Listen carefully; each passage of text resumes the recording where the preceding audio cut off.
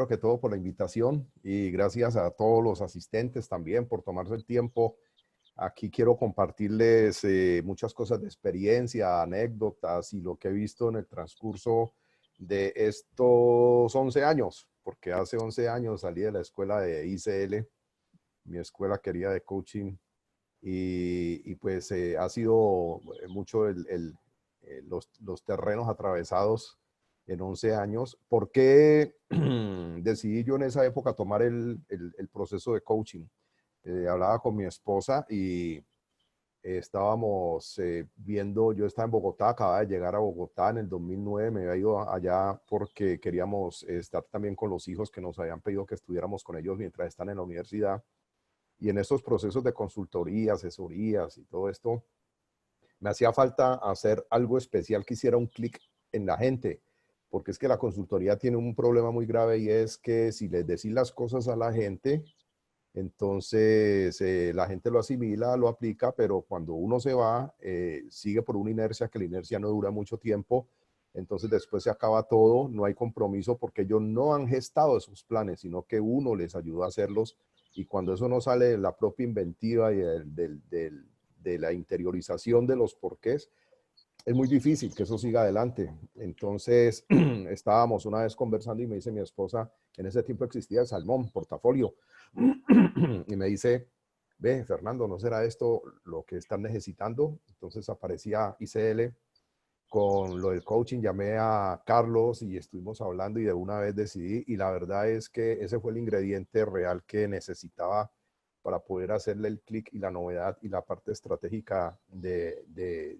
mi trabajo y de mi labor con las empresas. Incluso para auditorías. También soy auditor de Icontec a nivel nacional e internacional.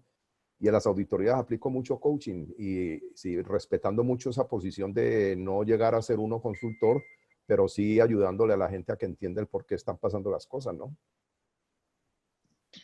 Gracias Fernando por Bueno, ese compartir. y el otro punto que me decías, lo que voy a compartir hoy es una mezcla de, de, de historias que tengo de las organizaciones por donde he estado también, y es como un ir y venir entre lo que es la organización y lo que es el individuo y el ser humano como tal, para en este diario vivir, en esta integración entre individuos y organizaciones. Fantástico, fantástico. Pues quiero invitarte para que, digamos que algo que hemos hecho en medio de este proceso en la plataforma de Upper Life y como comunidad es poder compartir la información, el conocimiento y también la posibilidad de interrelacionar. Entonces, al finalizar siempre dejamos un espacio de conversación, de preguntas, quienes se hayan identificado con el tema y quieran participar y aportar, pues esto también será una posibilidad. Entonces, pues gracias nuevamente por estar acá. Te entrego el direccionamiento de este espacio y bienvenido. Muchas gracias, Carlos. Bueno, entonces, ¿dejo la cámara abierta o la cierro? ¿Qué es mejor? ¿Qué me dices? La puedes dejar abierta si quieres ¿Sí? y lo mismo, digamos, las personas que quieran abrir o cerrar. Cuando abramos el espacio ya de conversación, si la idea es que todos, o cuando te detengas y ya vas a hacer una pregunta, entonces abrimos cámaras para podernos ver y compartir. Ok, entonces voy a minimizar esto y voy a empezar entonces a darle al compartir pantalla. Perfecto.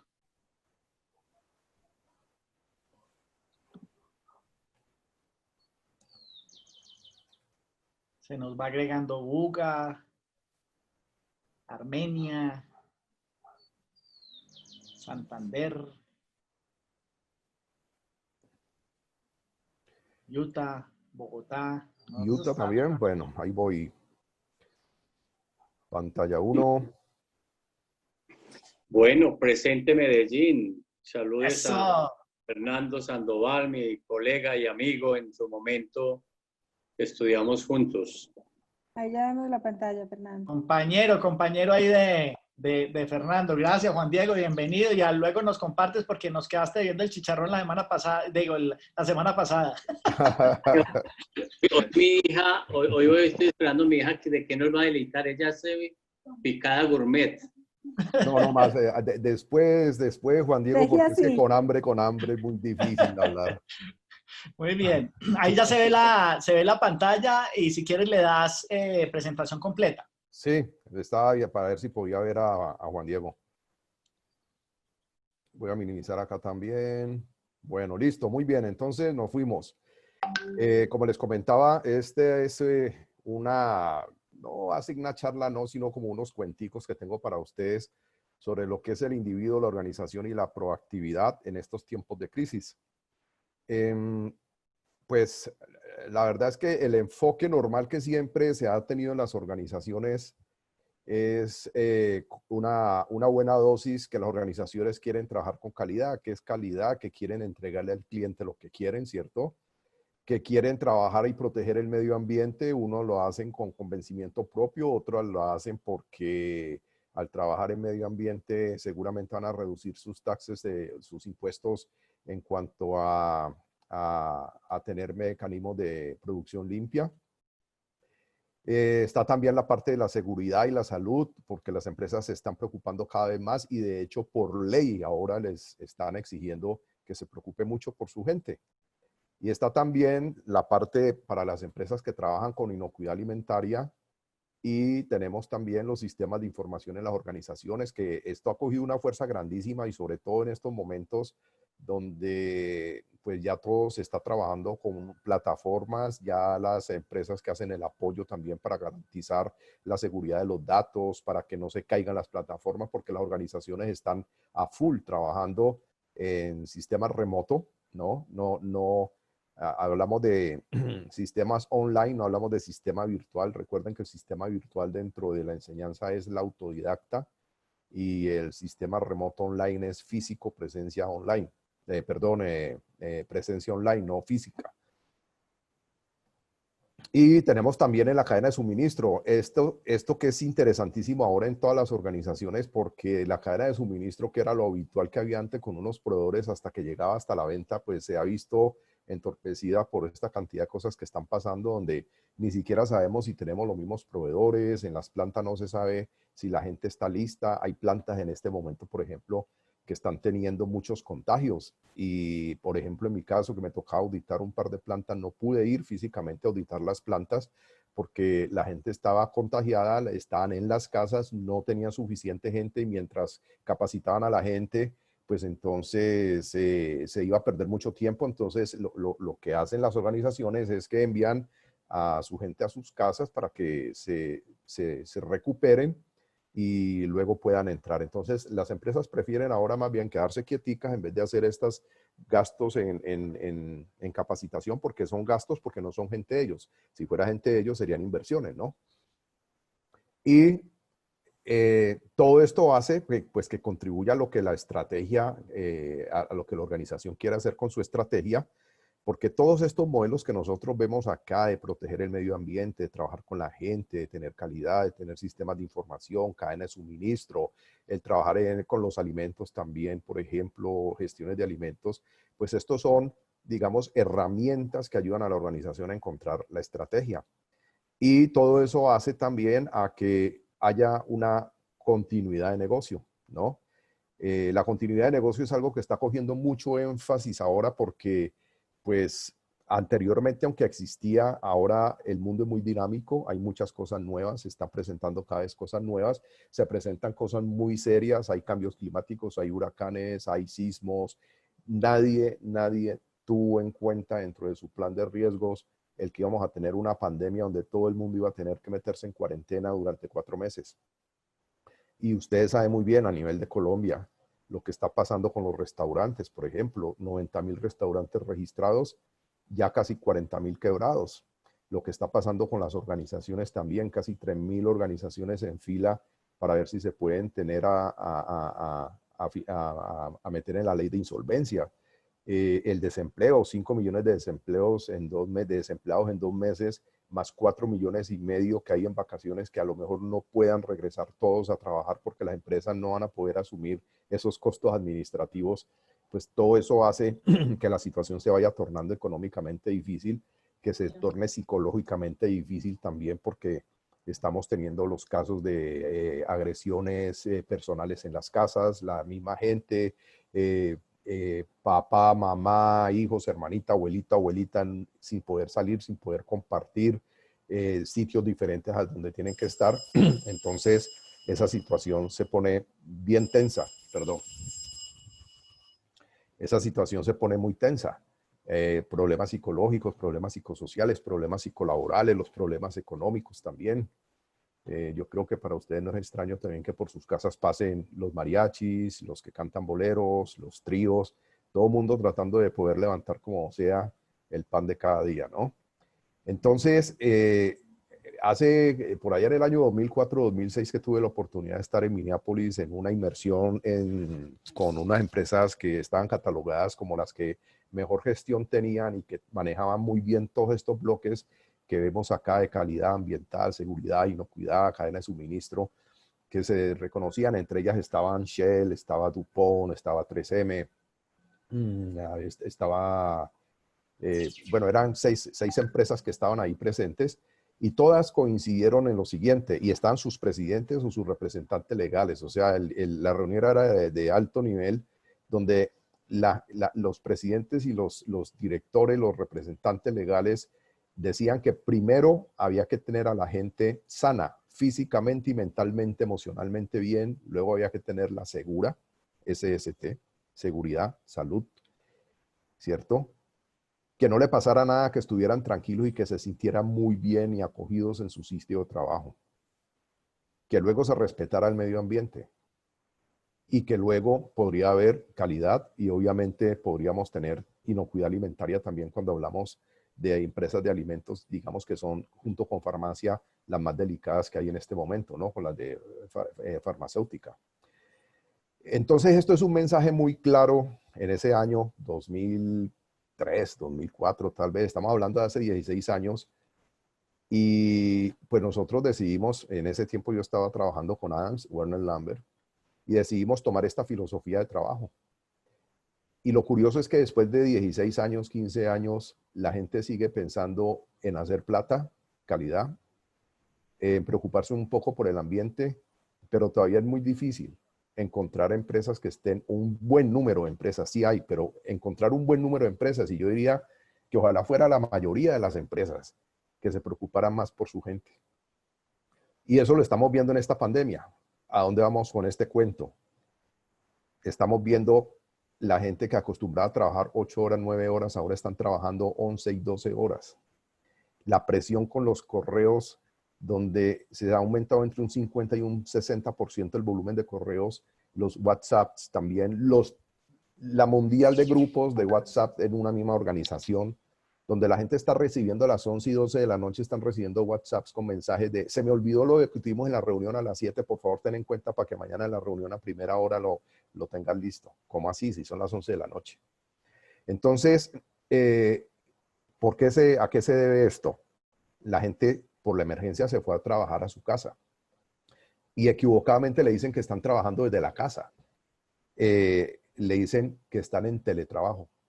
Y resulta que no hay tal. El teletrabajo es una cosa muy diferente. El teletrabajo es algo que por ley, por requisitos de ley, es algo que está acordado entre empresa y organización, donde la empresa le da todos los implementos, las comodidades y los recursos, la conexión, la parte antropométrica y ergonómica para que la gente pueda trabajar, que tenga un sitio tranquilo, que no estén los hijos corriendo por allí, que el ambiente sea adecuado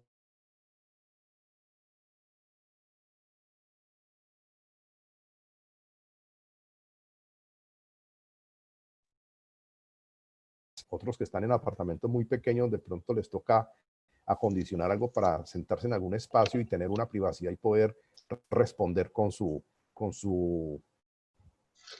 trabajo, ¿no? Entonces,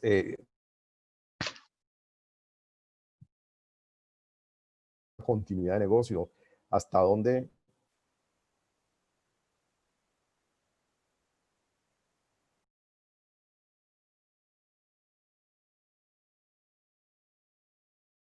acción. Después de ver esto, ¿qué pasó? No. Entonces aparece el famoso y dice, esto tiende a sobrevivir. ¿Por qué? Porque como les comentaba anteriormente, lo que nos está llegando en este momento es algo que nunca estábamos esperando.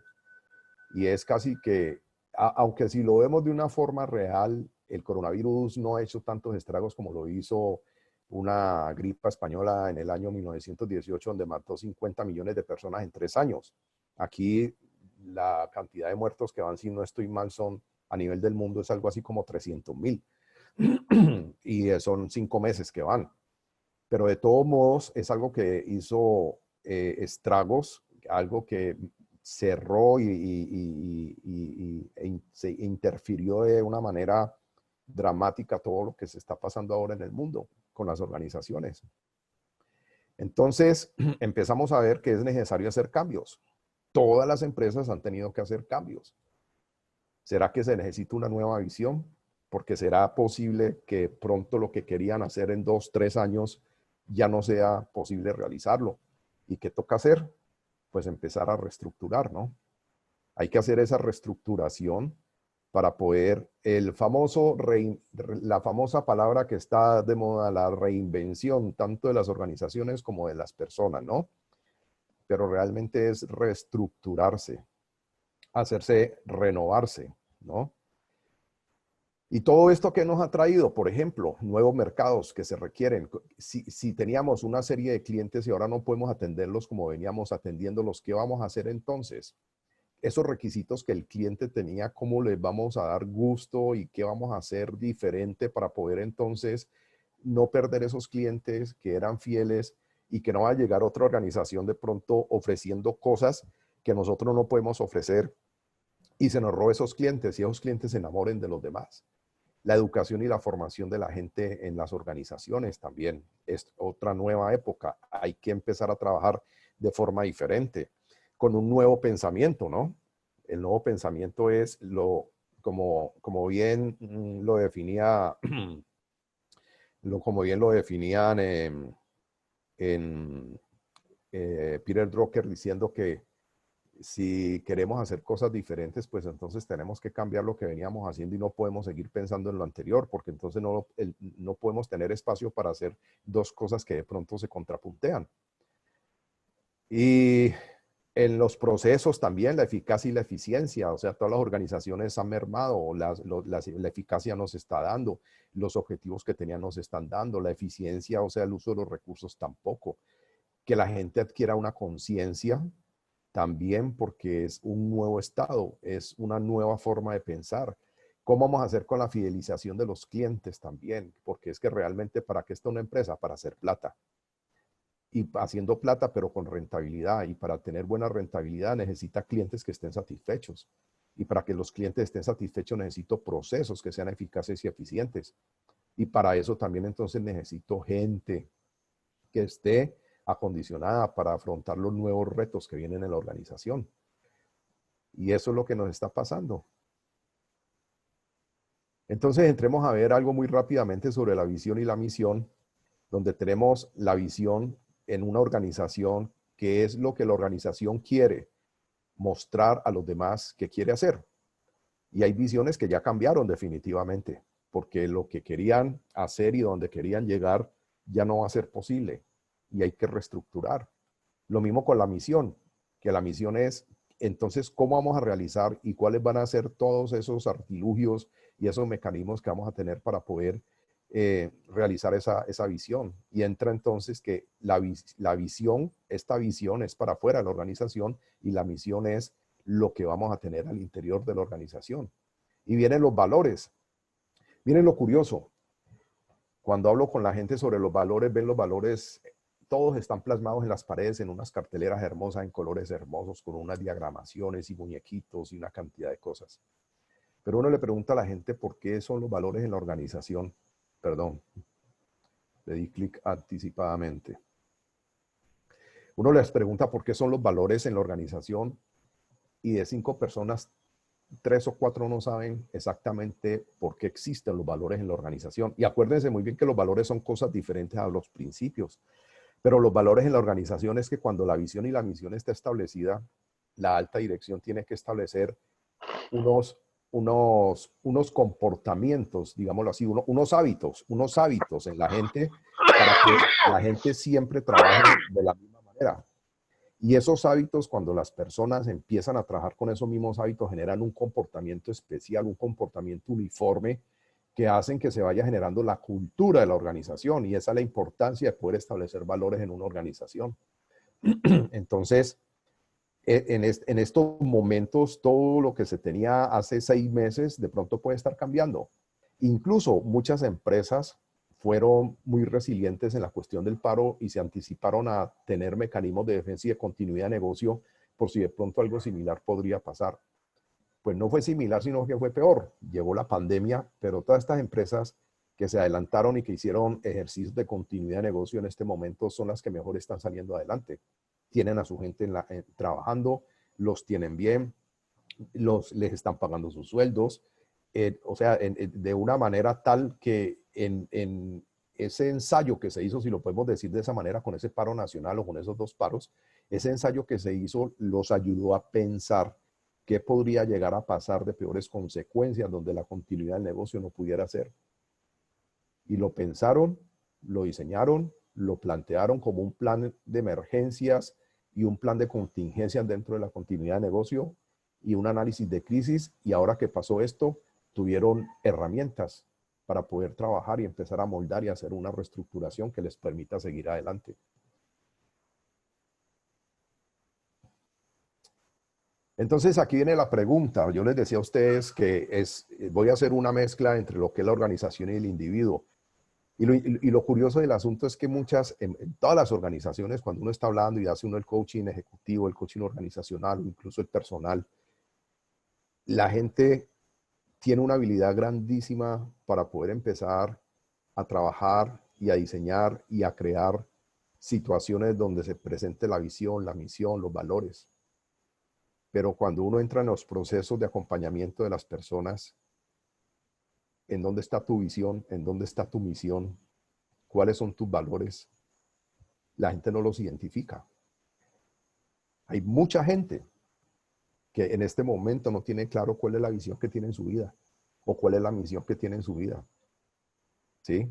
O cuáles son los valores. Esos valores que yo les decía a ustedes que son esos hábitos que hay que crear y esos comportamientos, pues hay que identificarlos de acuerdo con la naturaleza del trabajo de uno, la actividad que uno tenga y con quién uno interactúa. ¿Sí? Si ustedes ven en mi página web, yo tengo allí la misión muy clara. ¿Y qué es? Compartir las experiencias que he tenido en la vida profesional y personal con las organizaciones y con las personas, respetando la naturaleza de sus procesos profesionales, de sus procesos industriales, de sus procesos empresariales. Y aparecen allí también los valores. ¿Qué es lo que yo quiero hacer? Mantenerme actualizado, generar la confianza, estar siempre pendiente de los demás, un acompañamiento seguro, el respeto. Entonces, tenemos que preguntarnos si todo este trabajo que nosotros hacemos al interior de la organización, entonces, ¿en dónde está mi visión? ¿Tengo clara cuál es mi visión o todavía estoy dando palos de ciego por todo lado porque ni siquiera sé qué quiero en 2 años o 3 años? La gente muchas veces tiene deseos, pero los deseos no son visiones. ¿Sí? ¿En dónde está mi misión? ¿A qué vine yo a esta tierra? Cuando era niño, cuando era joven, cuando era adulto, cuando soy adulto mayor, ¿cuál va a ser mi misión? ¿Sí? Y lo mejor de todo, ¿cuáles son mis valores? ¿Cuáles son los valores que yo tengo que trabajar personalmente para poder realizar lo que yo quiero hacer? Así esté en una organización o así esté trabajando por mi propia cuenta o estudiando o siendo un estudiante. Si yo soy estudiante, debo tener clara cuál es la visión, en dónde quiero estar 2 años después de que salga de estudiar. Mi misión, ¿cuál es mi misión? ¿Qué es lo que yo quiero hacer? ¿A qué viene este mundo? ¿Qué es lo que quiero hacer? Si estoy estudiando tal cosa, mi misión va a ser esta. ¿Y cómo lo voy a hacer? ¿Cuándo lo voy a hacer? ¿Y por qué lo voy a hacer? Y para eso necesito tener unos hábitos y unos comportamientos que tienen que ayudarme para poder trabajar esa visión y esa misión. Entonces vean ustedes que la gente lo trabaja para las organizaciones, se reúnen 2, 3 días, los llevan a una finca, los tienen por allá haciendo actividades lúdicas, pero la gente en cada persona no se han puesto a detallar cuál es la visión, cuál es su visión y cuáles son sus valores. Entonces estamos trabajando para una organización, o la gente está trabajando para una organización, pero internamente no está estructurada. Entonces, si yo no estoy estructurado, si yo no quiero saber, si yo no sé qué es lo que yo quiero para mí, a dónde voy a ir yo en 2 o 3 años, pues entonces, ¿cómo voy a empatar con lo que la organización quiere? Porque en unos procesos de coaching que yo he hecho, hay personas que han renunciado a la organización. Entonces me dice el gerente, oiga, Fer, pero ¿cómo así? Yo le pedí un proceso de coaching, era para que la gente se motivara y se volviera proactiva en este asunto. Pero resulta que la gente se encontró, se buscó y se encontró y se dio cuenta que no era allí que tenían que estar. Porque su visión era otra cosa, porque su misión era otra cosa, porque sus valores eran completamente diferentes. Y cuando se encuentran y se dan cuenta que no pueden hacer clic con la organización, entonces tienen que pegar para otro lado, ¿sí? Yo me acuerdo que mi mamá me decía cuando yo estaba muy pequeño, y algo que apliqué cuando estaba en el último trabajo en Adams, ella me decía, mi mamá era paisa, murió el año pasado de 99 años, sonsoneña, antioqueña, y ella me decía, yo estaba yo muy chiquito, 6 años, 7 años, y me decía, vea, mijo, usted no va donde no quiere ir, usted no hace lo que no quiere hacer, y usted no está con quien no quiere estar. Seguramente no va a ser amigo de muchos, pero con los que usted va a estar y los que van a estar con usted, usted va a estar en paz y va a estar tranquilo, ¿sí? Entonces, esta es la situación que se le ha presentado a algunos de los coaches que he tenido, y es, ¿cómo me voy a quedar aquí si esto no es lo que yo quiero? Al fin me encontré, al fin pude saber quién soy yo y qué quiero, y en este sitio donde estoy en este momento no es lo que yo quiero. Y tomaron su decisión. Incluso evaluaron los riesgos y evaluaron qué oportunidades podían haber, ¿cierto? Algunos renunciaron sin siquiera, no aplicaron la ley de Tarzán. No soltar el bejuco hasta no tener el otro cogido. Ni siquiera eso lo hicieron porque dijeron, yo asumo el riesgo, pero no me quiero quedar más acá. Y encuentran cuál es la fuente de sus angustias, ¿sí? Entonces, hablando de la estrategia y el contexto,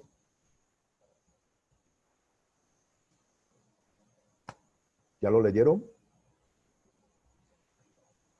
No es que me haya quedado mal, al revés, pero tenemos que ver qué es lo que es la estrategia.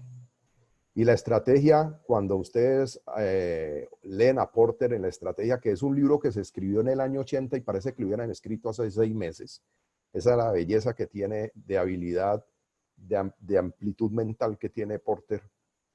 Y él nos dice que la estrategia es todo aquello que una organización hace para poder tener a sus clientes o sus clientes potenciales no se vayan a la competencia, sino que se vengan a nuestra organización. Y que cuando se vienen a nuestra organización es porque le vamos a dar algo muy diferente y algo que los demás no les pueden dar. Y se van a fidelizar con nosotros. Esa es la estrategia y eso es lo difícil. Porque cuando se trazan, las organizaciones empiezan a trabajar. Hay organizaciones, y he tenido casos de amigos y amigas, me dicen, oye, Fer, no puedo verme el sábado porque es que nos vamos a reunir de 8 a 1, de 8 a 1, de 8 de la mañana a 1 de la tarde, porque vamos a hacer la estrategia de la organización. ¿Cómo así? ¿Pero qué parte van a cubrir allí? No, vamos a trabajar todo absolutamente, nos vamos a dedicar las 5 horas. Oiga, pero ¿cómo van a hacer una estrategia en 5 horas?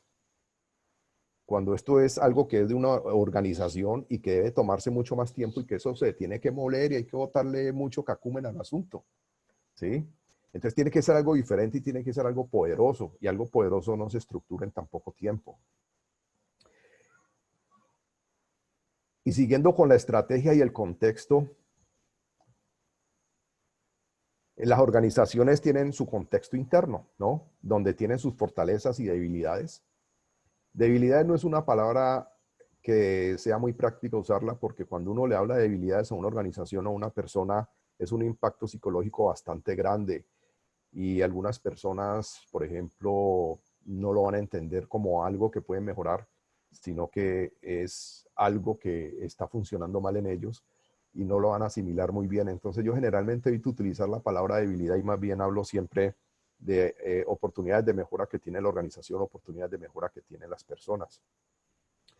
Y ese contexto interno que están allí, esas fortalezas y esas debilidades, por ejemplo, fortalezas de una organización.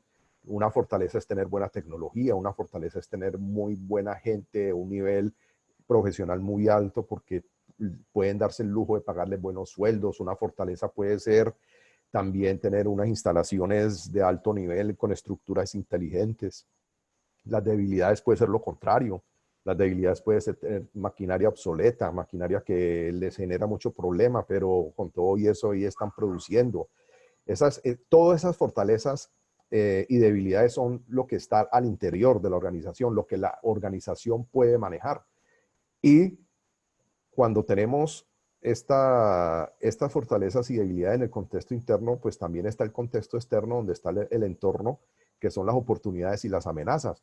Las oportunidades puede ser que yo las pueda gestar a partir de cosas que suceden en los factores externos de la organización y las amenazas también están allí, pero yo sé que pueden llegar a pasar, pero en cierta forma yo no las puedo controlar. Pero lo interesante de todo esto es que van a haber unos riesgos que van a estar asociados con las oportunidades, con las amenazas y con las fortalezas y con las debilidades. Pero al mismo tiempo tengo oportunidades. Tengo oportunidades en el contexto interno y tengo oportunidades también con ese contexto externo.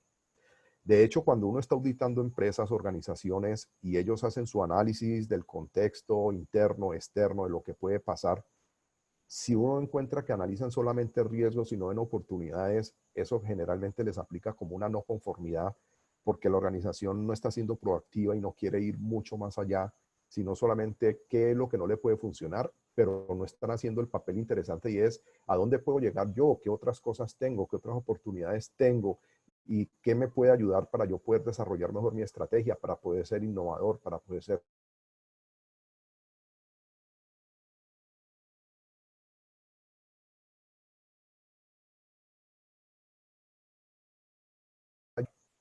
Entonces, esta parte en la estrategia y en el contexto, pues es muy importante. Y sobre todo estos riesgos y estas oportunidades. Y de ahí nace todo. De ahí se despliega toda la organización.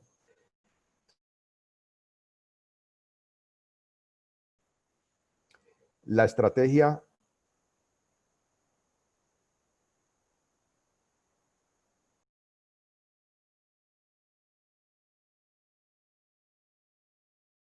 e internos, porque aquí está el que es los factores políticos,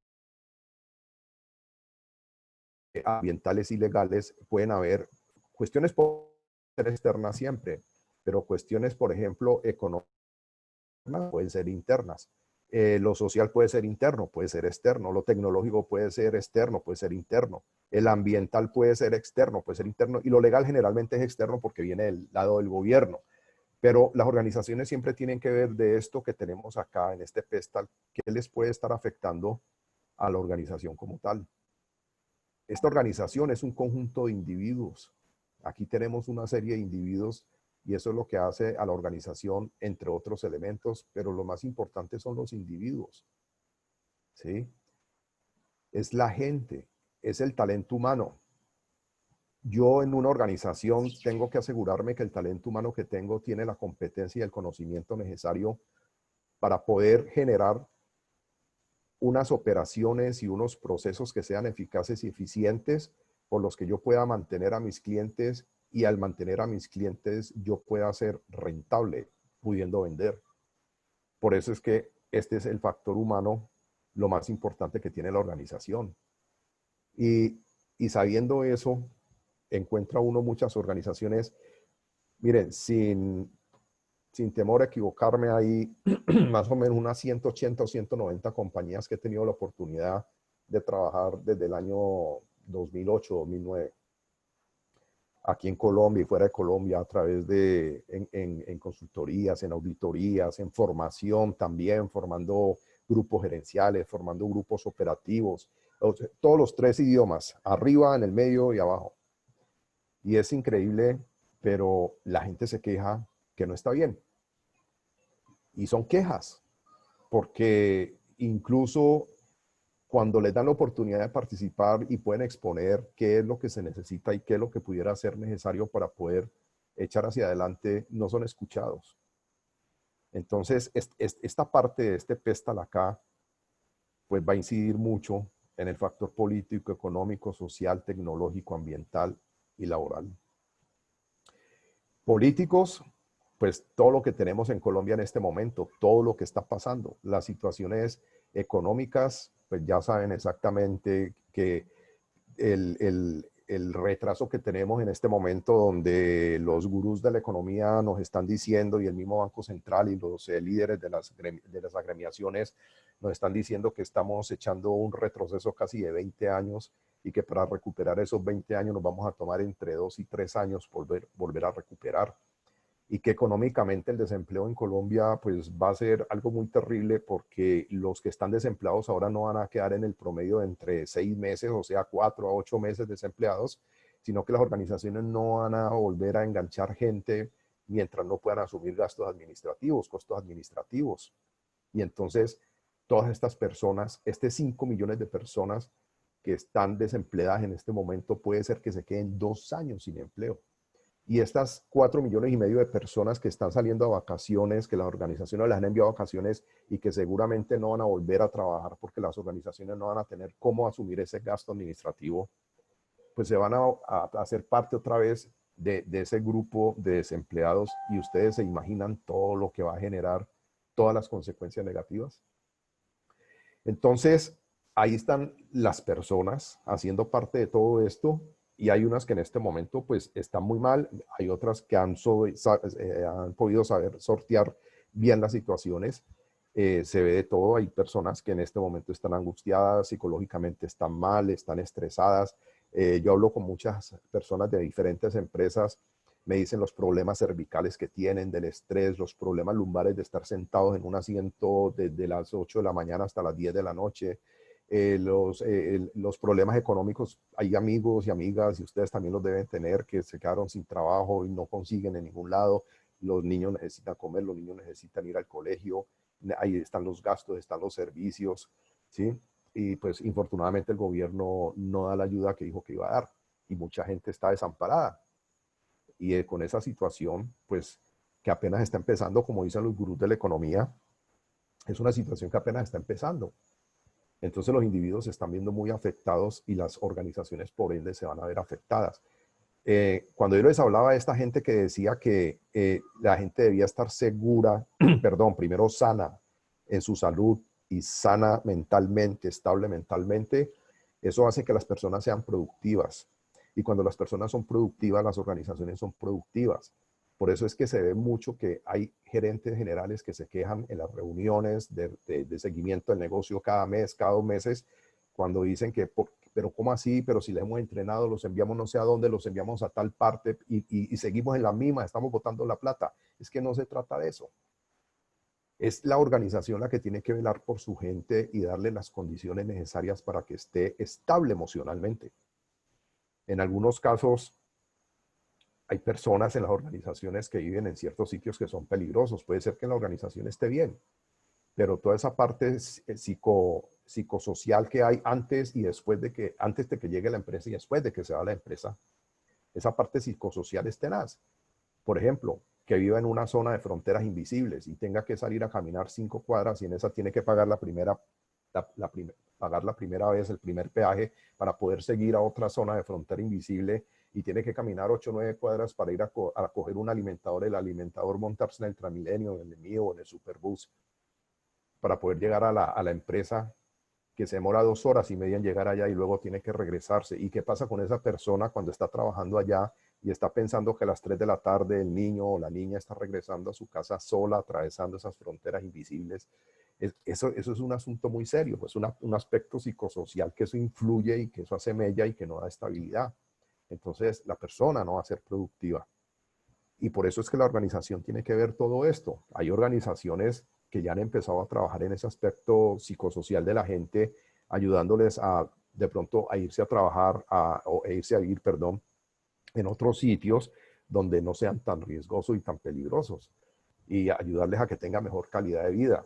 Entonces, cuando las organizaciones empiezan a ver ese punto de vista del individuo, el individuo empieza a estabilizarse, a nivelarse y empieza también a agradecer que están haciendo algo por él para sacarlo de esas situaciones que son tan engorrosas en la vida y ya empieza a aportar su mejor parte, ¿no? Entonces, les decía, esta estrategia es una interacción de individuos que tenemos acá. Esta organización, perdón, una interacción de individuos bajo unos factores poderosísimos, internos y externos, que es este famoso Pestal. Y continuamos entonces, ahora sí, nos vamos al individuo. ¿Y yo cómo voy con mi estrategia? Porque estamos hablando de la estrategia de la organización, sí señores, el contexto interno, el contexto externo, y participan todos, y hablan de la política, hablan de la economía, pero ¿y yo personalmente, a mí cómo me va? Cuando me veo en el espejo, ¿qué, será que me reconozco? ¿Será que yo me identifico? ¿Será que sabré quién soy yo realmente? No qué hago, ¿no? Sino quién soy. Para mis compañeros coaches que estuvieron en las diferentes capacitaciones es el quién soy yo y es muy diferente al que hago yo, ¿no? Y hay gente que todavía no sabe quién es exactamente. Entonces, viene preguntas tan sencillas como ¿por qué las personas me buscan? ¿Por qué las personas vienen a mí? ¿Por qué tengo ese palito? ¿Por qué soy como la miel para las abejas en ciertas cosas? ¿En qué soy bueno yo? Esta es una pregunta. Si uno en un proceso de coaching ejecutivo o personal, incluso organizacional, con un equipo de gerente general y sus gerentes a bordo, cuando uno les pregunta y les hace partir la página en blanco con una línea en la mitad y le pone en qué cosas soy bueno y en qué cosas no soy bueno, la gente no sé cómo se castiga tanto la autoestima y se castigan tanto y escriben infinidad de cosas para lo que no son buenos y lo que no les funciona. Pero cuando se les pide que llenen la parte, en lo que soy bueno y en lo que yo funciono, no escriben sino 4, 5, 6 cosas solamente. O sea, ni siquiera han encontrado ese potencial. Y ahí es donde está el trabajo de los coaches cuando cogen a una persona que está bloqueada, que está quebrada, que está en una situación indeseable, y es enseñarle a eso, ¿no? Ese es liberar, como dice aquí abajo, juntos, liberando tu poder de decisión y acción. ¿En qué me diferencio? Yo tengo que ser capaz de entender en qué me diferencio de los demás. Y el hecho de que yo lo entienda y lo promulgue no quiere decir que sea prepotente o soberbio, sino que yo tengo que vender eso, porque si yo voy a ofrecer mi trabajo o si una persona va a ofrecer su trabajo, sea en una empresa o sea en su propio trabajo, su propio negocio, si es emprendedora, tiene que saber en qué se diferencia y hay que hacer como las gallinitas con los huevos, hay que cacarearlos. ¿Por qué? Porque esa es la estrategia, eso es lo que yo tengo que vender para que la gente entienda por qué de pronto mi costo es superior al de los demás o mi valor es superior a los de los demás. ¿Qué reconocen en mí? La gente que reconoce en mí. Ahora no tengo claro, no sé cómo sería, pero me puedo sentar con personas, hablar con ellas para que me digan qué piensan de mí, qué reconocen en mí, lo malo y lo bueno, ¿no? Ahora, tengo que saber a quién voy a escoger para que me digan qué piensan de mí, porque yo no me voy a poder sentar con gente que no es auténtica y que me va a decir lo que ellos creen que yo quiero oír. Yo necesito gente que sea auténtica, esos amigos de verdad que te llaman y te dicen, oye, yo siempre esperé que me llamaras y no me llamaste y te estoy llamando, ¿por qué me fallaste? Y empieza uno a hablar con ellos y ellos en medio de su conversación le cantan a uno la tabla, pero se la cantan porque son amigos, le dicen a uno las cosas con franqueza, con autenticidad. ¿no? Y así tiene que ser uno también. Y eso no es herir a la otra persona, eso es hablar en serio, hablar de tal manera que yo pueda hacer ese reconocimiento cuando me lo pida una persona que yo se lo haga. ¿Qué me hace único? Porque yo puedo ser único y a lo mejor no me he dado cuenta. Puedo ser único en una habilidad blanda, una habilidad dura. Puedo ser único en una estrategia, puedo ser único en un tipo de negocio. Puedo ser único con un conocimiento, una competencia especial que me hace que yo pueda trabajar en ciertas cosas o hacer ciertas cosas o diseñar o pensar que otros no las pueden hacer. ¿Conozco bien mi entorno? Hay gente que no sabe ni dónde está parada. Hay gente que no sabe cuál es su entorno. Lo que hablamos ahora, ¿qué me puede afectar a mí externamente y qué me puede afectar internamente? La organización aquí soy yo. Y lo que está alrededor mío es el contexto externo. Y lo que está dentro de mí y lo que está en mi círculo cercano es mi contexto interno. ¿Lo conozco? Porque acuérdense muy bien que muchas veces podemos estar en familia y podemos estar en contacto, pero no conectados. Y cuando no estamos conectados, pues allí empiezan los problemas. ¿En qué soy bueno? ¿Para qué sirvo yo? ¿Me habré dado cuenta para qué soy bueno? ¿Ustedes no han visto que hay gente que como que no encuentran qué hacer y los demás le dicen, oiga, ¿y usted por qué no hace tal cosa? Y si usted es tan bueno en eso, mire que la vez pasada, ¿qué tal? Y, ay, cierto, ¿no? Entonces, ni siquiera eso la gente es capaz de identificar en qué es buena. Entonces, mire la importancia que si yo quiero tener mi propia estrategia, todo, y estas son una simple pregunta solamente, que no son tan poderosas como pudieran ser, pero sí me ponen a pensar y me ponen a escarbar, como decía un amigo mío mexicano, le hacen el coco wash, le lavan el cerebro, ¿sí? ¿Qué tal son mis relaciones? Me siento bien con las relaciones, cómo me llevo con mi familia, cómo me llevo con los amigos, cómo me llevo con los compañeros de trabajo, cómo me llevo con las personas del barrio, cómo son mis relaciones. Y otra serie de preguntas poderosas que se suman y entonces con las preguntas anteriores, ahí sí puedo empezar a entender cuáles son mis fortalezas. Y empiezo a hacer ese símil del que yo les decía, la organización trabaja sus cosas y nosotros participamos en el desarrollo de esa estrategia de la organización, pero pocas veces hemos trabajado internamente las nuestras. Entonces, con toda esa serie de preguntas anteriores, ahí yo ya empiezo a ver cuáles son mis fortalezas, qué oportunidades tengo, en qué puedo mejorar, qué amenazas tengo, qué amenazas tengo yo, qué amenazas tengo profesionales, qué amenazas tengo de seguridad física, qué amenazas tengo de económicas, qué amenazas tengo de tipo emocional, qué me puede llegar a pasar. Y obviamente ese pedestal que siempre trabajan las organizaciones, para mí como persona, también tengo que tenerlo en cuenta, porque ese pedestal es, a mí me afecta lo que pasa políticamente en el país. Esas personas que dicen, ah, a mí no me gusta hablar de política. Eso política no, porque eso es para pelear con los amigos. No, hay que entender la política se hizo para poderla entender y para poder saber en qué papel está uno. Puede ser que uno no tenga un papel trascendental y de cambio en la política, pero al menos uno tiene que saber para dónde va el país y qué puede ser lo que le pueda pasar a uno, cómo le puede afectar en lo que uno está haciendo. La parte económica, cómo no me voy a dar cuenta de la economía del país, cómo voy a dejar de saber qué es lo que está pasando cuando me puede afectar a mí tremendamente. El aspecto social. Miren ustedes cómo se está deteriorando el aspecto social en Colombia ahora, en estos 4 meses. Se fue de picada. Se va a demorar 2 años, 3 años. Van a haber muchas cosas. Va a haber gente desempleada, va a haber gente que tiene que alimentar a los hijos, va a haber gente que no tiene cómo, va a haber inseguridad, de pronto puede retornar la violencia en las calles. Pero ¿es culpa de la gente? No es culpa de la gente, es culpa de un ambiente, de una sociedad, de un ambiente externo que hace que la gente tenga que buscar la manera de poder sobrevivir. Y eso tenemos que verlo, porque entonces ya no vamos a poder ir a tal parte, ya no podemos ir a la otra, tenemos que empezar a cuidarnos, ¿cierto? No podemos hacer gran cosa porque es un problema tremendamente grande para un país donde la corrupción es tan grande y tan grande que que ni la salud, ni la educación, ni la propia seguridad se le da a la gente, porque todo se queda en las manos de unos pocos, ¿sí?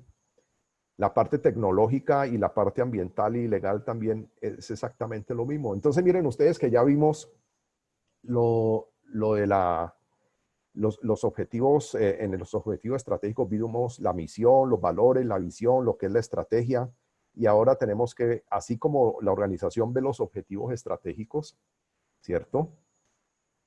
Entonces hay una estructura, digámoslo así, para que sea entendible y para poder saber. Mire cómo la organización establece sus objetivos. Es un reto. ¿Cuál es el reto? Aumentar la variable, las ventas. ¿Cuándo? En el 2021. ¿Cuánto? En un 35%. ¿Cómo? A través de la aplicación de plataformas tecnológicas de punta que están apareciendo en este momento. Yo tengo que tener muy claro estos 5 factores acá para poder trazar mis objetivos. Y yo tengo mis objetivos. Y la gente debería tener sus objetivos, ¿no? Ahora, hay que tener factores claves de éxito también. O sea, ¿qué es lo que yo tengo que hacer siempre? Por ejemplo, en mi caso, yo tengo que estar actualizado. En mi caso, tengo que tener muy buenos contactos. O sea, son factores claves de éxito. En mi caso, debo tener muy buena salud. Yo no puedo dañar mi salud porque yo tengo que viajar. Yo tengo que viajar nacional e internacionalmente, y si mi salud se llega a afectar, eso va a ser en detrimento. Yo tengo 64 años en este momento y quiero llegar a los 70 produciendo, porque si Dios me da vida y me da la capacidad de poder seguir lúcido y de poder brindar ese apoyo que siempre me piden las organizaciones y la gente, yo tengo que llegar allá, pero tengo que estar muy bien de salud, tengo que cuidarme, por eso hago deporte, incluso en esta pandemia, un día monto bicicleta, un día voy y juego baloncesto, yo contra yo, porque no puedo jugar con mis amigos, entonces voy y corro, tiro el balón, salgo, corro detrás del balón, lo persigo y en una hora estoy jugado como chupón de trillizos. Otras veces salgo y camino y troto, leo, oigo música, pero tengo que mantenerme bien. Entonces, los factores claves de éxito hay que identificarlos también, y es lo que uno necesita, que no puede fallar, ¿sí? Comer bien. Yo no puedo estar viajando y estar comiendo de todo en toda parte. Tengo que saber qué como, por ejemplo. Tengo que saber por dónde ando. Son factores claves de éxito, saber cuidarme. Yo llego a un país, estoy en una ciudad, no pueden recogerme, tengo que coger un taxi y yo voy por calles que no conozco. Generalmente siempre voy por calles que no conozco. Estoy en sitios que no conozco. Entonces uno tiene que cuidarse. Ese es el factor clave de éxito.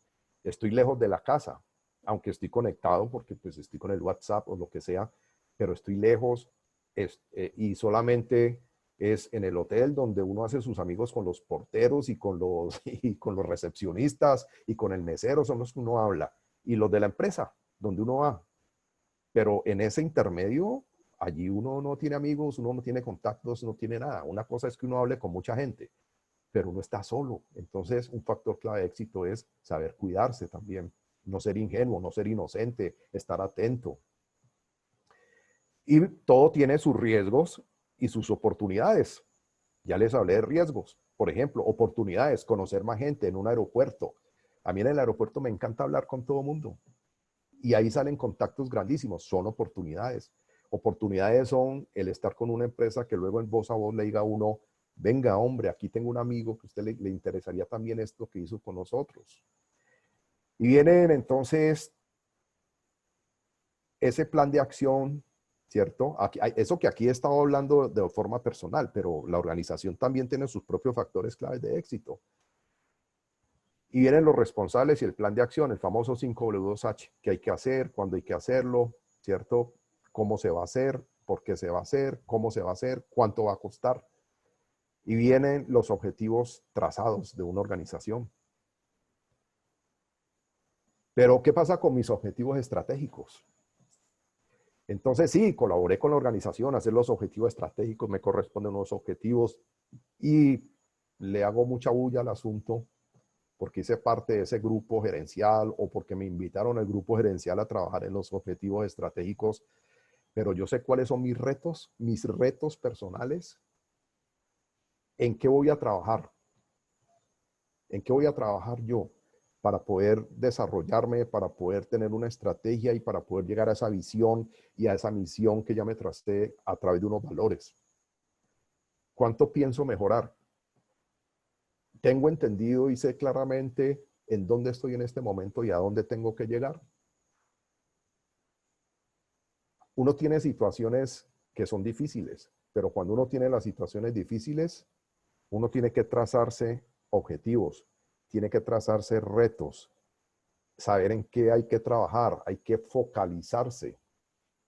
Y yo tuve una situación muy difícil, tremendamente difícil, hace, ¿cuánto? No sé, serían que en el del 2011, 2011, 12 más o menos, 2013, pero yo me empeciné en saber cuál era el reto mayor que yo podía tener, en qué tenía que trabajar y cómo tenía que mejorar, ¿sí?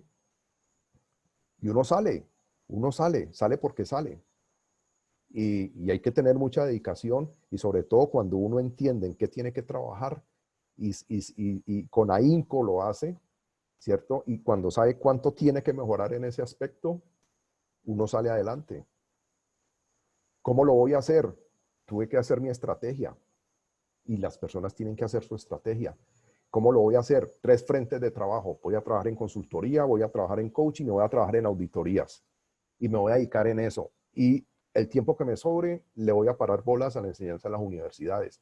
Y por ahí de vez en cuando me voy a las universidades, porque es que también es pesado, porque son los fines de semana, porque como generalmente son especializaciones o maestrías en las que tengo que participar. Entonces, pues a veces el fin de semana uno lo quiere más bien para uno, pero pues no me gusta, a mí me gusta mucho ese trabajo con las universidades, pero lo que no me gusta es que a veces no le queda el tiempo a uno tampoco, ¿no? Y hasta allá no podemos llegar. ¿Cuáles serán los recursos que necesito? Debo tener recursos. Ahora, por ejemplo, con esta pandemia y con esta encerrona, hubo que hacer una reestructuración de equipos, de velocidad, de ancho de banda, de tener elementos, como por ejemplo, a mí me gusta mucho la educación también, que es otra cosa que hago a nivel empresarial, y me gusta usar el tablero. Ahora, cuando tengo que trabajar acá, pues, ¿qué tuve que hacer? Comprarme la tableta y hacer el tablero aquí en la pantalla también y hacer todo eso, ¿sí? Entonces, son cosas que les estoy comentando de que se pueden hacer si uno es organizado y si uno tiene clara esa estrategia. Ahora, ¿quiénes serán mis bodies? Esa es una palabra muy conocida para nosotros, ¿cierto? Como coach. El body que necesito, o a quién le vamos a poner de body a alguien, o quién, o cómo va a escoger el body, ese acompañante. Entonces, pues yo tengo mis bodies. Yo tengo las personas que me van diciendo, te veo bien en esto, te veo quedado en esto, aquí estás bien, en esta parte. O sea, son personas que están en mis diferentes entornos y me van haciendo la retroalimentación y eso es muy importante. Y son personas auténticas, personas que le dicen a uno las cosas como son, las buenas y las que hay que mejorar. Entonces me reinvento, como para utilizar la palabra de moda de la pandemia, y me reestructuro, ¿sí? Y yo mismo, solo yo, me pongo mi sello de garantía de calidad. Y esa es lo que tienen que hacer las personas, buscar su propio sello de calidad, su propia garantía de calidad, gestárselos ellos mismos. Las organizaciones trabajan inmensamente por tener un sello de calidad donde puedan mostrar que son grandiosos y que le pueden dar de todo a sus clientes al mejor precio, con la mejor calidad y que le van a entregar lo que están necesitando. Así mismo sucede con uno. Entonces vean todo ese paralelo que he venido haciéndoles, ¿sí? Solo yo, solo cada persona puede ponerse su propio sello de garantía de calidad. Y seguimos con los riesgos y oportunidades. Entonces, viene la pregunta, ¿qué es el riesgo? Entonces, el riesgo es todo lo que nos pueda llegar a pasar, bueno o malo, porque el riesgo ahora se toma como lo que me pueda llegar a pasar, bueno o malo. Hay riesgo positivo y hay riesgo negativo. Como este señor que está aquí, ¿cuál es el riesgo? Cojo por la izquierda, cojo por el centro, cojo por la derecha. Pero el riesgo es cuando yo tengo una incertidumbre. ¿Y la incertidumbre qué es? La incertidumbre es una ausencia parcial o total de información, ¿no? Entonces, siempre que yo tengo un riesgo o una incertidumbre es porque me falta información y ahí es donde nosotros tenemos que empezar a trabajar también. A las organizaciones trabajan eso, se informan, ven la situación económica, el PESTAL, lo que estábamos hablando, qué pasa en la política, qué pasa en la economía, qué pasa en lo social. Así somos nosotros. Tenemos que ver, buscar información, qué pasa en mi barrio, qué pasa en mi trabajo, qué pasa en mi profesión, qué pasa en mis actividades, qué pasa con mis clientes, ¿sí? Y tengo que buscar retroalimentación y tengo que estar recogiendo información permanentemente, porque cuando yo recojo información hasta donde lo que más pueda, pues la incertidumbre se va a mermar y entonces yo puedo tomar decisiones y puedo llevar acciones que van a ser, digámoslo, en cierta forma adecuadas porque he tenido suficiente información. Pero si yo no tengo información, estoy corriendo un tremendo riesgo de tomar decisiones o de ejecutar acciones que de pronto no van a ser las mejores. Y siguiendo con los riesgos y oportunidades, pues es lo que veíamos ahora que estábamos muy tranquilos. Llegó el coronavirus y todos quedamos espantados, ¿sí? Pero entonces cuando tenemos estos riesgos y tenemos estas incertidumbres, lo que necesitamos es saber la información para poder tener control. Eso es lo importante. Cuando tenemos un riesgo, ¿qué información necesitamos recoger para agotar esa incertidumbre? Entonces, en el caso del coronavirus, la información ¿cuál es? Use bien su tapabocas, utilícelo bien, mantenga la distancia física, lávese bien las manos, coma bien, haga ejercicio y duerma bien. Estos tres primeros es para evitar contaminarse. Y estos 3 segundos que tenemos acá es para subir el sistema inmunológico. ¿Y con eso qué hago? Controlo probabilidades de falla. Ahora, por ejemplo, en mi caso, yo ya en agosto tengo que empezar a salir a empresas a hacer visitas de campo y hacer auditorías también y revisar, porque las auditorías no se pueden hacer 100% remotas. Es solamente una parte y la otra uno tiene que ir a planta. Pero si yo sé que hago esto, pues estoy cuidándome. Ahora, que si me toca la rifa es otra cosa, ¿sí? Pero me cuidé, tomé porque miren que controlo probabilidades. No estoy diciendo acá, elimino la probabilidad que me pase algo. No, la controlo. Y entonces tenemos que jugar con eso. No nos podemos morir de miedo porque el miedo no es bueno. Cuando el miedo lo invade a uno no es bueno. El miedo es bueno cuando llega en la cantidad precisa necesaria porque lo ayuda a moverse a uno. Como el famoso cuento de la llama, ¿no? La llama es buena, pequeña, cuando lo calienta uno y le sirve, pero si la llama se crece, lo incendia. Así es el miedo. Entonces, tenemos que aprender a controlar esas probabilidades. Y aquí entramos nosotros entonces, siguiendo en el riesgo y las oportunidades, en la organización, y estoy yo también, ¿cierto? Aquí está la persona.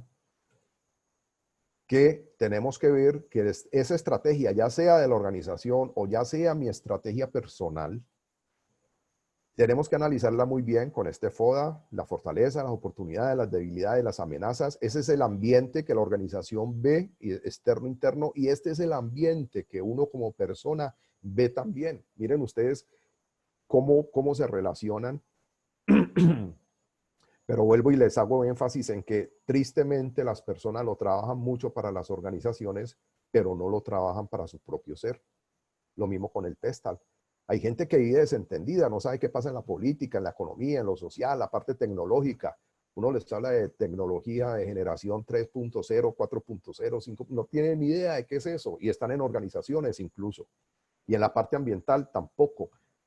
La legal, digámoslo, ya es más específica y no todo el mundo tiene derecho o tiene el deber de saber qué es la parte legal, pero también hay que conocerla porque hay cosas que a uno tiene que hacerlo. En la pandemia, por ejemplo, ¿cuántas personas no salían a la calle cuando habían decretos que decían que usted no sale en pico y cédula? No tenían ni idea y los coge la policía, les pone unos partes de 900.000 pesos y luego están llorando que es que como nadie me había dicho, como así que nadie me había dicho. Entonces, estas son cosas que uno tiene que verlas por uno mismo. Nadie puede hacer el trabajo por uno. Nadie le puede hacer la estrategia a uno. La estrategia es personal. Y para eso tengo que recoger información, para eso tengo que estudiar mucho, para eso tengo que analizarme también a través de personas que sean auténticas, que me den información para poder echar hacia adelante. así como las organizaciones lo hacen. Y finalmente, pues está la parte humana, porque está bien, yo puedo trabajar en eso, lo puedo hacer, pero hay otra parte que es lo que nosotros debemos ser generosos, ¿sí? Generosos, que nos guste darle a los demás o compartir con los demás lo que nosotros tenemos y olvidarnos de que nos vayan a reponer eso en algún momento, ¿sí? La generosidad en el trabajo, la generosidad con mi familia, la generosidad con amigos, la generosidad con extraños, ¿sí? ¿Por qué? Porque hay que tener esa compasión y ese sentimiento de tristeza de ver padecer a alguien trabajos. Y la misericordia. La misericordia es algo que es esa inclinación que nosotros siempre debemos tener por los que sufren, por los que necesitan ayuda, por los que, pues, en cierta forma fueron más desafortunados y no tuvieron las oportunidades que uno tuvo. La bondad, esa inclinación a hacer el bien siempre. Si estoy, hombre, ¿yo por qué tengo que pisarle la cabeza a mi compañero de trabajo para yo poder escalar? Yo tengo que hacer las cosas siempre bien. Si uno hace las cosas siempre bien, sale siempre por la puerta grande. La humildad, la virtud esta es la contraria a la soberbia y a la prepotencia, ¿no? Es cuando, y miren, que es lo que yo les decía, algo así ahora, que es cuando yo reconozco cuáles son mis capacidades, mis habilidades, mi cerebro izquierdo, mi cerebro derecho, mis habilidades blandas, mis habilidades duras, mi inteligencia relacional, mi inteligencia emocional, todo lo que yo pueda tener, lo que la persona pueda tener, esa humildad de tener esas cualidades, esas habilidades, ¿cierto? Pero lo importante es aprovecharlas para poderle hacer el bien a los demás y sin decirlo, sin jactarme, sin hacerme propaganda. Y eso es lo que necesitan las organizaciones, y eso necesita la familia, y eso necesitan los amigos, ¿sí? Esa jactancia es terrible, y esa soberbia y esa prepotencia, eso se devuelve después. La amabilidad, pues las personas que se comportan con agrado, con respeto, ¿cierto? Que también están generalmente procurando cuidar y ser amable con los demás, procurando brindar espacios, el bienestar. Eso es importante también, porque todo eso que nosotros vimos ahora en la estrategia y lo que yo quiero hacer y cómo quiero cambiar y cómo me encuentro, pues eso no va a funcionar si estas virtudes no están presentes. La paciencia. Entonces, esa es la capacidad uno de poder sufrir y de tener la tolerancia, digámoslo así, de las desgracias, de las adversidades. Yo les decía ahora hace unos breves minutos, tuve unos tiempos difíciles, pero hay que tener paciencia. Paciencia, porque si uno no tiene la paciencia, uno no puede pensar, uno no puede aclarar el panorama. Y cuando uno no aclara el panorama, se embota, comete errores, cuando no hace, y la paciencia es lo que le puede brindar a uno esa tranquilidad interna para uno poder pensar las cosas tranquilamente y poder tomar las decisiones más acertadas. La tolerancia, que pues es cuando yo respeto las opiniones de los demás, ¿cierto? Cuando la persona respeta las opiniones de los demás, las actitudes, ¿cierto? Aunque no coincidan con las de nosotros. Toda esta parte de que le enseñan a uno un espíritu sano, un espíritu tranquilo, un espíritu sosegado para poder llevar las cosas adelante. Yo les digo, personalmente, yo no era paciente. En un tiempo fui soberbio, en un tiempo fui prepotente, pero la vida le va enseñando a uno a que las cosas tienen que ir cambiando. Y hace más o menos mis 15 años más o menos, desde, sí, más o menos, unos 15 años, tuve que empezar a hacer un cambio y poco a poco fui haciéndolo. Y uno es imperfecto y seguiremos siendo imperfectos, pero tenemos que tratar siempre de poder cumplir con estas virtudes, porque eso es lo que nos da la relación con la gente. El perdonar, saber perdonar, olvidar, ¿no? Ahora, puede ser que yo no olvide, pero que cuando yo recuerde, no sienta rabia, no sienta deseos de venganza. A nosotros nos hacen muchas cosas y quedamos con esa espina metida por acá, tallándonos, pero el momento en que yo recuerde una situación o un personaje y que yo lo recuerde, pero que no sienta ese deseo de venganza o ese odio, ese es el momento en que yo estoy tranquilo. Se puede decir que he perdonado. Puede que no olvide, pero que cuando recuerde no sienta lo que yo sentía antes, ¿sí? El amar, obviamente, si es el sentir el amor por los demás, Dios nos dijo, ama a tu prójimo como a ti mismo, pero primero hay que amar a Dios sobre todas las cosas. Entonces, ¿por qué viene todo esto que les estoy diciendo acá? Porque nos habla mucho de la empatía en las organizaciones. Es que usted tiene que ponerse en los zapatos del otro, pero ¿cómo una persona se va a poner en los zapatos del otro si ni siquiera sabe qué es la generosidad, la compasión, la misericordia, la bondad, la humildad, la amabilidad, la paciencia, la tolerancia, el saber perdonar, el amar? ¿Cómo va a ser empático? ¿Cómo se va a poner en los zapatos del otro? Y mucho menos, ¿cómo va a ser asertivo? ¿Sí? Y la asertividad es cuando yo expongo mis puntos de vista y también con fundamento, pero respeto el punto de vista de mi interlocutor, lo que hablábamos acá en la tolerancia. O sea, yo tengo que tolerar también que hay otros que no piensan como yo, que hay otros que tienen su propia verdad, porque existe es una realidad y la verdad depende del ángulo donde se vea. Entonces mi verdad es muy diferente a la que tiene la otra persona.